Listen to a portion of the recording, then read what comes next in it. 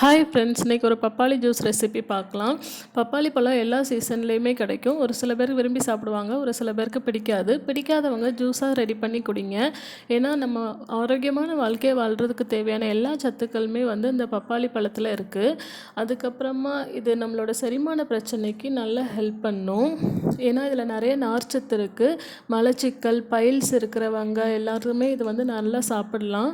அப்புறம் நுரையீரலில் ப்ராப்ளம் இருக்கிறவங்க, பிளட் ப்ரெஷர் இருக்கவங்க, அல்சர் இருக்கிறவங்களுக்கு, தொண்டையில் சதை வளர்ந்துருக்கிறவங்களுக்கு எல்லாத்துக்குமே இது நல்ல ஒரு ரெமெடியாக இருக்கும். ஸோ கண்டிப்பாக ட்ரை பண்ணி பாருங்கள். எனக்கும் பப்பாளி டேஸ்ட் அவ்வளோவா பிடிக்காது. ஸோ அதனால் வாழைப்பழம் கொஞ்சம் மிக்ஸ் பண்ணிவிட்டு அதை நான் மில்க் ஷேக்காக இன்றைக்கி போட்டிருக்கேன். பால் சேர்த்து, சீனி இல்லைன்னா தேன் கலந்துக்கலாம். தேன் சேர்க்குறது ரொம்ப ரொம்ப நல்லது. ஏன்னா தொண்டையில் சதை வளர்ந்துருக்கிறவங்களுக்குலாம் தேன் சேர்த்து பப்பாளி ஜூஸ் குடிச்சிங்க அப்படின்னா அது கொஞ்சம் சரியாகும்னு சொல்லுவாங்க. அதுக்கப்புறமா ஃபைனலாக பாதாம் இந்த மாதிரி கிரேட்டரில் திருவி அது கூடவே நான் ஆட் பண்ணிக்கிறேன். இந்த பப்பாளி மெயினாக ஸ்கின் க்ளோனஸ் கொடுக்கும். சரும பிரச்சனைகள் எல்லாமே சரியாகும். முகப்பரு, அப்புறம் முகச்சுருக்கம், இது எல்லாமே சரியாகும். ஸோ நல்ல ஒரு அழகு கொடுக்கும் இந்த பப்பாளி பழம்.